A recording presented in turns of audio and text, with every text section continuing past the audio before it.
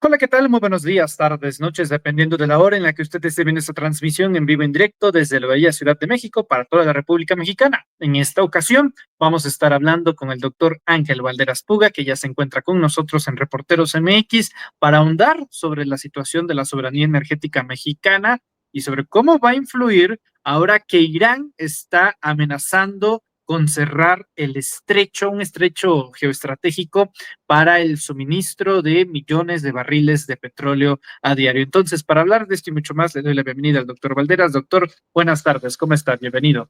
Estimado Manuel, pues muchos saludos a ti, saludos cordiales para tu público, acá desde Querétaro, monitoreando todo, porque se tiene que monitorear todo, Manuel, y más cuando son cuestiones de energía. Fíjate que cuando se dan las grandes discusiones ideológicas en este país sobre la energía, yo me iría más atrás, con la nacionalización del petróleo 1938, donde se da un gran debate sobre la energía en este país. Pero más recientemente, con la llegada del neoliberalismo, con el primer intento serio de una reforma energética de estilo neoliberal, que fue en 2007 con Felipe Calderón, y que no pasó, pero que pasó posteriormente con la de 2013 con Enrique Peña Nieto, apoyado por el PAN. La de Calderón no pasó porque el PRI no apoyó a Calderón, aunque tenían la misma intención. Y se dio un debate muy fuerte en 2007, y yo diría que no ha parado, Manuel. 2007, luego la llegada de la 4T con una política energética en sentido opuesto al neoliberalismo, con la remodelación de 6 refinerías. Salinas de Gortari, del PRI, cerró la refinería de Azcapotzalco, y no la sustituyó con ninguna otra. Teníamos 7 refinerías, cierra una, nos quedan 6, insuficientes, abandonadas.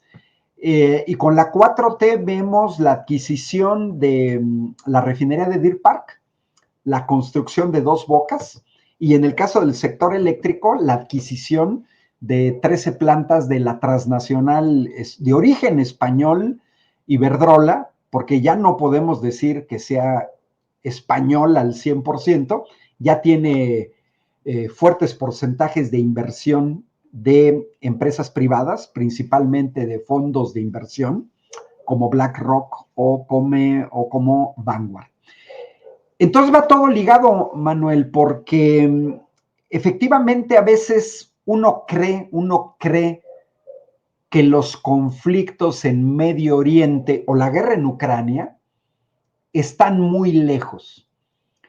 Y yo creo que el tiempo le ha dado la razón, y más nos deberíamos de dar cuenta a la política nacionalista de la 4T, porque en estas grandes crisis, guerra en Ucrania con Rusia, y ahorita la guerra que desata Israel contra Irán, muestran la enorme debilidad de los países, ojo, que no tienen soberanía energética. Esto tiene que ser claro, ¿eh? Si tú no tienes soberanía energética, estás supeditado a los intereses o a las acciones de otros, o de los intereses de otros, como en este caso. Acabas de señalar la cuestión del estrecho de Hormuz, y uno dice, ¿qué tiene que ver con México? Claro que tiene que ver con México, por la sencilla razón de que se trata de un estrecho donde pasa una cantidad relevante de petróleo. Mira, más o menos para que te des una idea, estamos hablando que por el estrecho de Hormuz fluyen diariamente más de 20 millones de barriles de petróleo. Más de 20 millones de barriles de petróleo. En sus mejores días, con Vicente Fox, Pemex estaba produciendo alrededor de 3 millones de barriles de petróleo. Aquí estamos hablando de 7 veces más, Eso equivale al 20% del consumo mundial de petróleo y sus derivados. 20%. Pero además, a eso se agrega una quinta parte del comercio mundial de gas natural licuado, que pasa por el estrecho de Hormuz. La mayoría de los cargueros pues tienen origen en Qatar.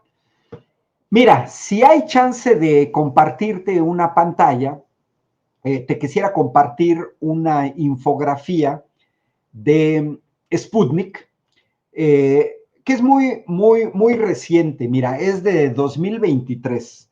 Pero lo que me quiero acercar, Manuel, es al significado de Hormuz.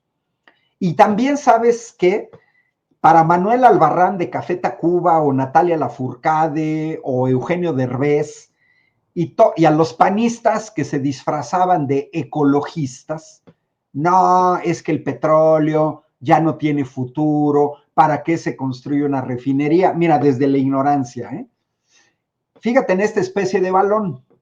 Estados Unidos es el principal productor de petróleo en el mundo, con alrededor de 19 millones de barriles de petróleo al día.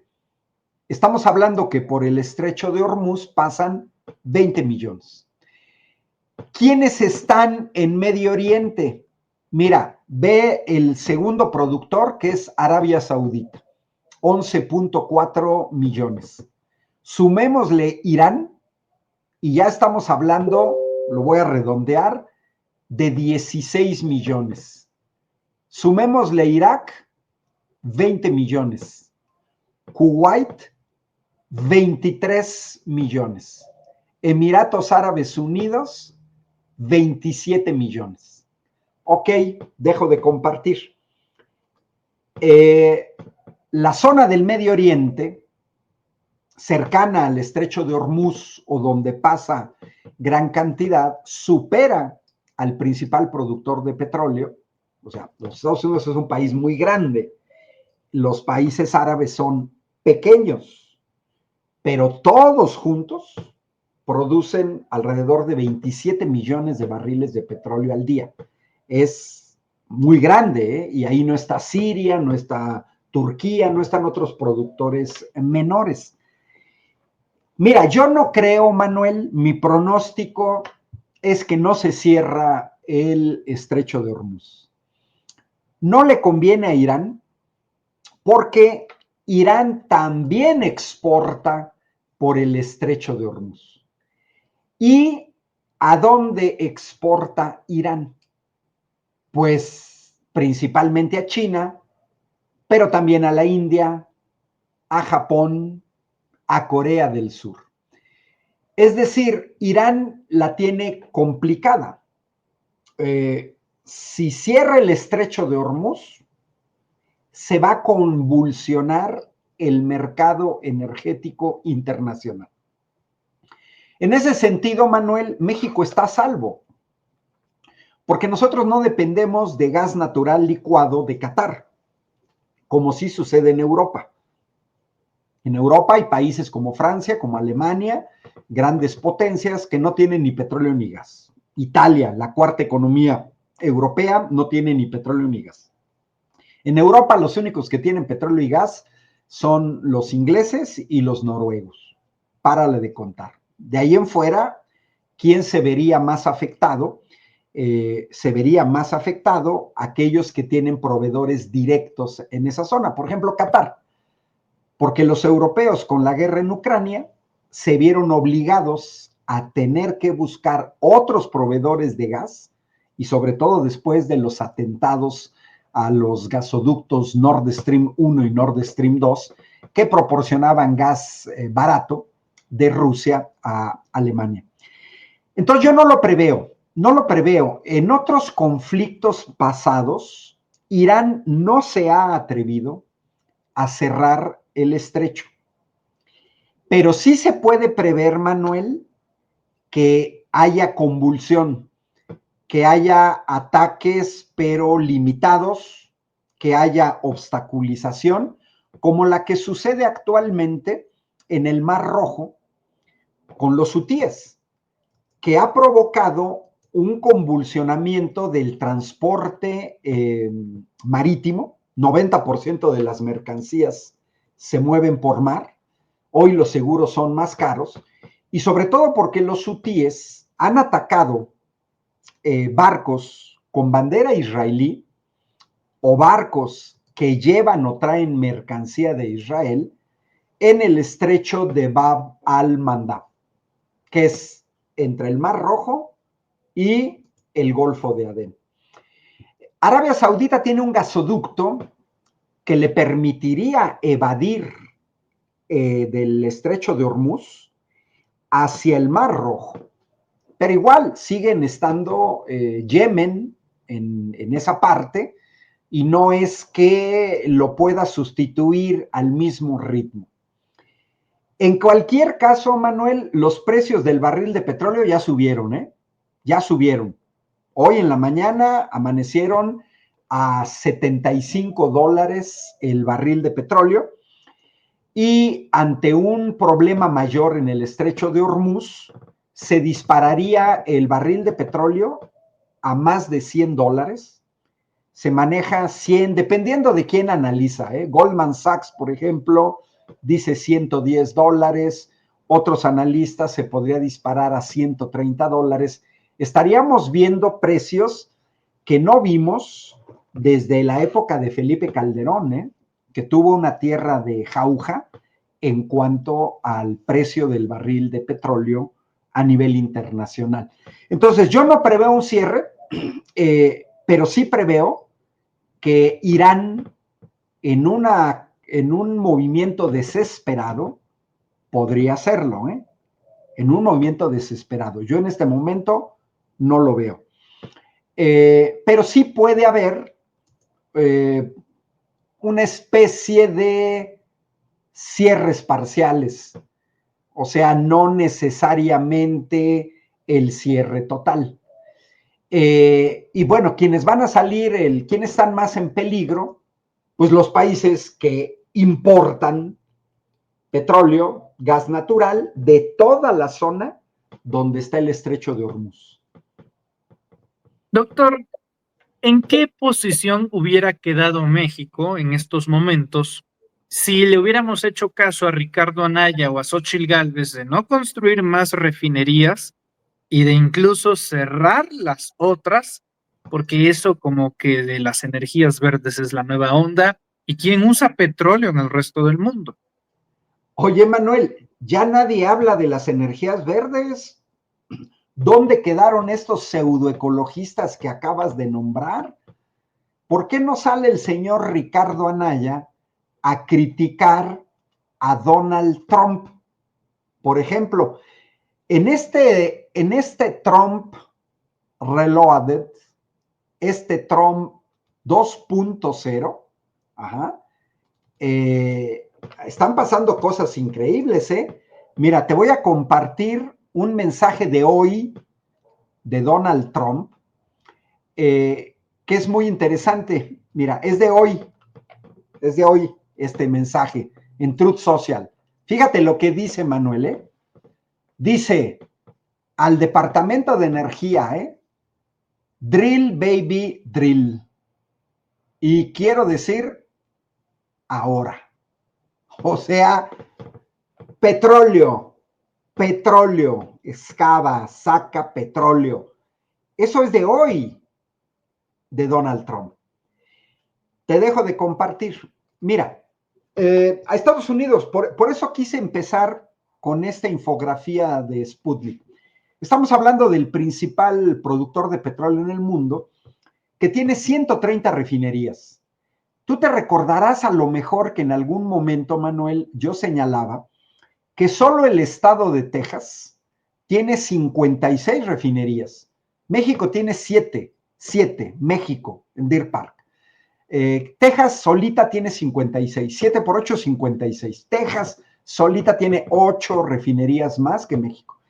Y todos estos pseudoecologistas nunca han dicho nada, absolutamente nada. Si con Andrés Manuel López Obrador, la 4T, no hubiera tomado 3 medidas, 3. La rehabilitación de las 6 refinerías abandonadas en México, la construcción de 2 bocas y la adquisición de Deer Park, estaríamos con la herencia que dejó el PRIAN.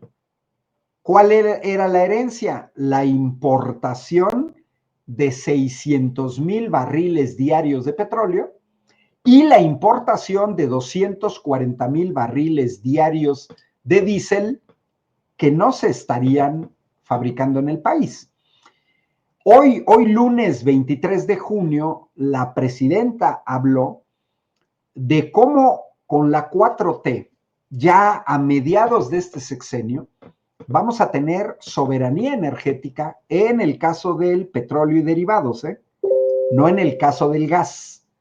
En el caso del gas éramos autosuficientes hasta el sexenio de Ernesto Zedillo, después de lo cual Zedillo, Fox, Calderón, Enrique Peña Nieto abandonaron el sector, dejaron de explorar y compradera de gas en Estados Unidos. Cualquier país, Manuel, que dependa de energéticos extranjeros es un país débil. Nosotros no tenemos proveedores directos del Medio Oriente, pero eso no quiere decir que no se afectaría a México. Se afecta a la economía si tú de todas maneras tienes que importar. Entonces, México está hoy más sólido, más robusto que como estábamos al final del sexenio de Enrique Peña Nieto. No ha sido un camino fácil, si tú ves el informe que se dio a conocer hoy de la Agencia Internacional de Energía, posiciona muy bien a México gracias a la construcción de la refinería de Dos Bocas. El mismo informe de esta agencia señala que Dos Bocas podría estar trabajando al 100% a finales del año próximo. Significaría procesar 340,000 barriles diarios de petróleo. Entonces, ese es el camino. Soberanía energética te da robustez, te vuelves menos débil. No sé, no creo, porque mira, Estados Unidos es el principal productor de petróleo en el mundo, pero Estados Unidos no exporta petróleo, porque no tiene petróleo para exportar. O sea, esos 19 millones que vimos no alcanzan para cubrir sus necesidades. China es productor de petróleo, India también, no les alcanza. Rusia sí, Arabia Saudita sí, Kuwait sí, Irán sí. Ese es otro problema. No nos debemos confundir con ser productor a no ser importador. Estados Unidos se vio obligado a tener que importar petróleo. Entonces, si hay problemas en Medio Oriente, uno puede decir, recurro a otro proveedor. ¿Quién sería ese proveedor? ¿Estados Unidos? No, porque Estados Unidos es importador de petróleo. ¿Quién quedaría? ¿Canadá o Venezuela? Brasil, porque Brasil ya superó a México. Entonces, hoy somos un poco más fuertes, Manuel, gracias a la política energética de la 4T. No tendríamos afectación directa, pero sí indirecta, porque subir los precios del petróleo, el estrecho de Hormuz no nada más es petróleo, es una gran parte petróleo, pero también son otro tipo de mercancías, que significa aumento de precios. Aumento de precios es inflación. Inflación es dolor para las familias porque puedes comprar menos, pero la inflación también puede tronar empresas, sobre todo pequeñas, pero también medianas. Entonces creo que vamos en la dirección correcta, Manuel, y es muy importante. La tranquilidad incluso con la que la presidenta habla del sector energético es derivada de las buenas decisiones que tomó la 4T en el sexenio de Andrés Manuel López Obrador.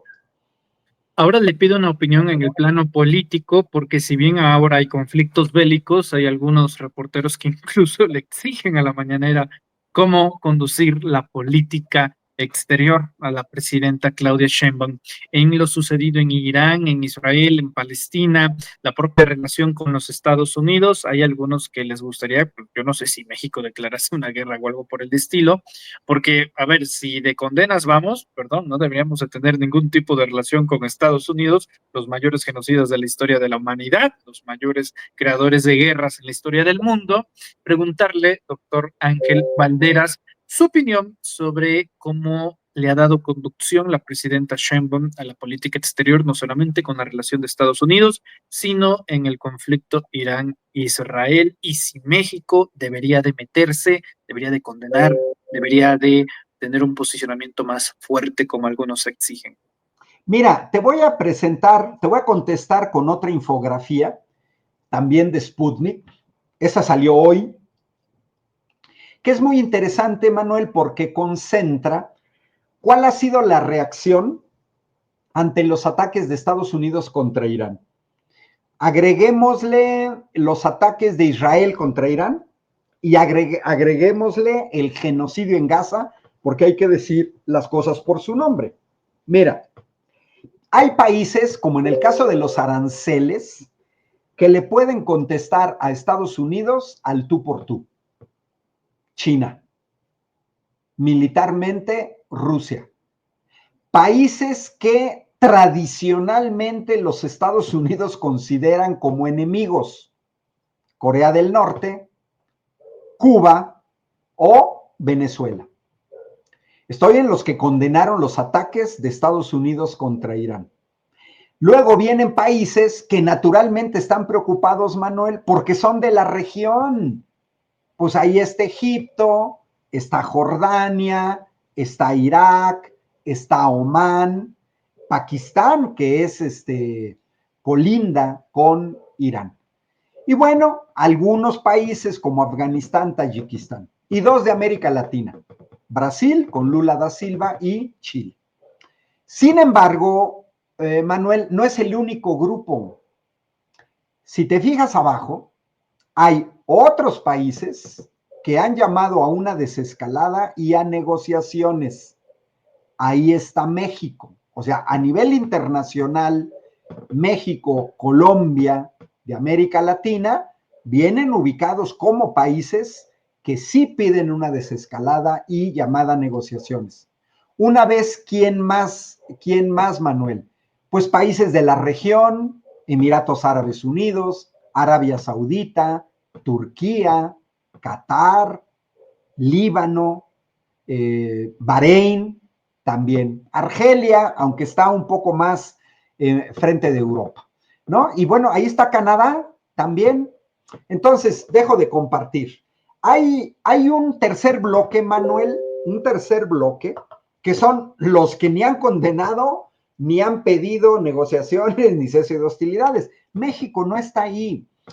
Hay que ser muy sensatos, Manuel, con respecto a la respuesta a tu pregunta. Mira, yo quisiera que los que están pidiendo una actitud más enérgica del parte del gobierno de México, primero nos explicaran, Manuel, eso cómo influiría en la solución del genocidio en Gaza o de la guerra de Israel contra Irán, o de Estados Unidos, Israel y Estados Unidos contra Irán. Incluso agreguemos la guerra Ucrania-Rusia. A ver, de los países que han mostrado una posición enérgica, te voy a tomar dos o tres. A ver, ¿ya cambió algo por el hecho de que Venezuela, Cuba, Afganistán y Tayikistán se hayan manifestado? Es más, Lula da Silva en Brasil o Gabriel Boric de Chile. No, no. Estos conflictos, por su ubicación geográfica, por el peso geopolítico, las grandes potencias son las que su posición puede modificar las cosas, no la de México. Es una verdadera ilusión pretender que una posición de la doctora Claudia Sheinbaum pueda modificar algo en el tablero del Medio Oriente.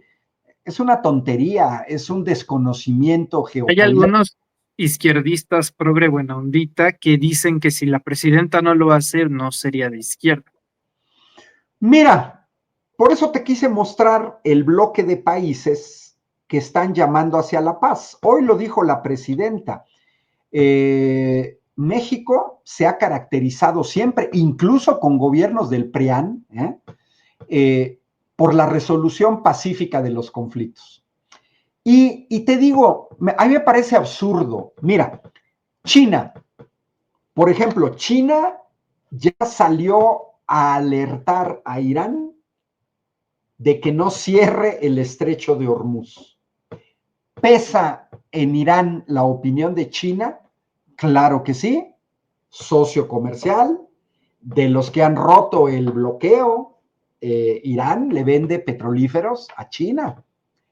Rusia, la intervención de Putin, que tiene un acuerdo, aunque no militar, con Irán, y que además están ahí cerca. ¿Pesa la opinión de Putin? Claro que sí. Mira, Manuel, ya ni siquiera pesa la opinión de los europeos. O sea, lo que diga Friedrich Merz de Alemania o Keir Starmer del Reino Unido o Emmanuel Macron de Francia, a Estados Unidos y al Medio Oriente los tiene sin cuidado. Fíjate nada más el peso, ¿eh? Ya ni siquiera Europa. Tiene más peso, Manuel, la posición de los vecinos, porque están involucrados. Yo creo que en este momento pesa más una posición de Siria, por ejemplo, que no se va a dar, pero si Siria permitiera el uso de su espacio aéreo para los misiles iraníes, eso tiene mucho mayor peso que la posición de toda América Latina de manera conjunta. Turquía, Arabia Saudita, Qatar, Bahrein, Emiratos Árabes Unidos, Irak. Bueno, es más, Manuel, la posición de Pakistán, que ya salió a decir, estamos hablando de una potencia nuclear, que ya salió a decir que si Israel ataca con bombas nucleares a Irán, Pakistán puede intervenir. ¿Sí me explico? Es una cuestión de relaciones asimétricas y de entender qué es lo que uno puede influir. Hoy se recordó la carta de la presidenta en 2009. En 2009, Claudia Sheinbaum envió una carta, te la comparto, a la jornada. Mira, porque es muy interesante esta carta, nada más, no para leerla toda, no, sino simplemente la parte última. Mira, la parte última, aquí está Claudia Sheinbaum, fíjate. La parte final, mira, yo mismo le estoy haciendo el zoom, Fíjate, la parte final. Ninguna razón justifica el asesinato de civiles palestinos. Es más, me voy desde John Lennon. Mira, por ello, por mi origen judío, por mi amor a México y por sentirme ciudadana del mundo, comparto con millones el deseo de justicia, igualdad, fraternidad y paz. Y por lo tanto solo puedo ver con horror las imágenes de los bombardeos del Estado israelí en Gaza. Ninguna razón justifica el asesinato de civiles palestinos. Nada, nada, nada puede justificar el asesinato de un niño. Por ello, me uno al grito de millones en el mundo que piden el alto al fuego y el retiro inmediato de las tropas israelíes del territorio palestino. Punto. Ahí está, ve lo que dice, cita a Alberto Sprunger, poeta argentino, salvar al mundo, este único y angustiado mundo que habitamos todos y que a todos pertenece y que hoy se llama Gaza. Correo Ilustrado, 12 de enero 2009. La posición de izquierda, Manuel, de la doctora Claudia Sheinbaum, no es de ahorita, es de larga data, es desde su participación en el CEU, en la lucha contra la privatización de las cuotas en la UNAM. es en su lucha contra el fraude electoral de Salinas de Gortari, es en su lucha contra la implementación del neoliberalismo en México, es su lucha como Adelita con las mujeres que se integraron al Movimiento Nacional en Defensa del Petróleo. Es decir, tú no puedes plantearle a una persona es que eres de izquierda o eres de derecha con base en esta posición. ¿Por qué? Porque una cosa eres tú, Manuel, yo como ciudadano, y otra cosa muy distinta es cuando representas a un país. Porque cuando representas a un país, ojo, no Claudia Sheinbaum, no, no, no. Lula, Milei, Noboa, el que quieras, Gabriel Boric, el mismo Trump, Mark Carney de Canadá, todos se tienen que ir con pies de plomo porque ya no es tu posición personal, sino que tú representas la política exterior de un país que está marcada claramente en la Constitución. Cierro con esto. ¿Por qué México siempre defendió el principio de autodeterminación? Porque si no lo defiendes, Manuel, es un boomerang. Si tú no defiendes la autodeterminación de otros pueblos, estás abriendo las puertas para intervención de extranjeros en la política interna de tu país. La política de Medio Oriente no es fácil. La posición de la doctora Claudia Sheinbaum llamando a una desescalada es la misma de Xi Jinping en China, de Vladimir Putin, que también están pidiendo una desescalada. Y verdaderas negociaciones, no negociaciones tramposas tipo Estados Unidos e Israel. Es decir, la posición de la presidenta es más institucional, es menos pensada en términos ideológicos de alguien que no tiene un cargo. Las cosas cambian, sí, ya cuando tienes un cargo, pues ya representas a todo un pueblo. En este caso, la doctora Claudia Sheinbaum representa incluso a panistas y priistas, ¿no? Pero esta carta muestra que no es de ahora, que la doctora Claudia Sheinbaum sí ha condenado siempre lo que pasaba en Gaza. Fecha, 2009, era el fraude electoral de Felipe Calderón, ¿eh? Sí. Entonces yo creo que la posición de la doctora Claudia Sheinbaum es clara, es de izquierda, pero es institucional. O sea, no nos pueden meter, Manuel, en una bronca que está fuera de nuestros alcances. Repito, la posición que asumiera México de fuerte condena ante los ataques de Estados Unidos o Irán, con el cual compartimos 3,000 kilómetros de frontera, porque parece ser que tampoco ven la geografía y tampoco ven a Trump, ¿no? Que manda a bombardear instalaciones nucleares en Medio Oriente, no ven eso, no ven eso. Y la posición de México en la ONU ha sido el reconocimiento de Palestina, ¿eh?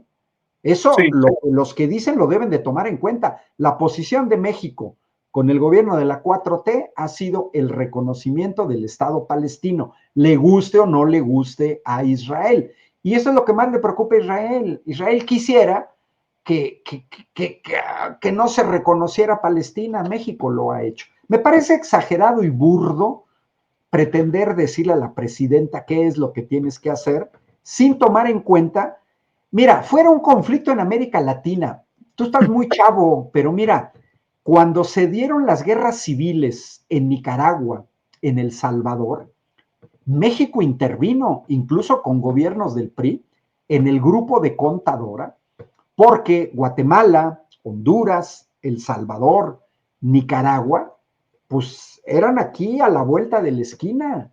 México tuvo una posición más importante, es decir, la opinión de México pesaba, así como pesó en el caso de Sudamérica, en la época de los golpes de Estado militares, de las dictaduras de derecha, pero Medio Oriente está fuera totalmente, fuera.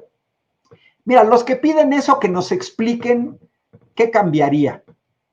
O sea, ¿va a cambiar la posición de Israel? Ja, ja, ja. ¿Va a cambiar la posición de Estados Unidos? Tampoco. ¿Va a cambiar la posición de Irán? No. ¿De Turquía? ¿De Qatar? ¿De Bahrein? De nadie. Sí está bien a nivel internacional, y México lo ha hecho en la ONU, que revisen las votaciones de la ONU. Sí. México siempre se ha mantenido en una cuestión con la doctrina Estrada, y ahí se va a mantener. Y a México le ha funcionado eso, ¿eh? Doctor Ángel Valderas, le agradezco muchísimo por estos minutos en Reporteros MX. Le envío un fraterno abrazo y seguimos pendientes de sus actividades y opiniones. Abrazotes hasta donde estés, Manuel. Mis redes sociales, Ángel Valderas, YouTube, en X, en Blue Sky, en Facebook. Y recomiendo mañana mi cápsula en el Canal 11, en el noticiero nocturno, con Vianey Fernández y Jorge Armando Rocha. El tema que sigo tocando es el tema de la CENTE, lo que callan sobre las Afores, porque hay mucha desinformación al respecto. Y los invito a que lean el artículo que publiqué hoy, lunes 23 de junio, en el Universal, y el que va a salir publicado el miércoles 25 de junio en Tribuna de Querétaro. Se pueden consultar en línea. Los dos van sobre el mismo tema, pero no dicen lo mismo. Doy aspectos distintos de lo que la dirigencia de la CENTE no cuenta sobre las Afores. O sea, estoy abordando ese tema, Manuel. Pues vamos a estar al pendientes. Yo les envío un fuerte abrazo a usted y a tus. Hasta luego. Que estés muy bien, Manuel. Suerte.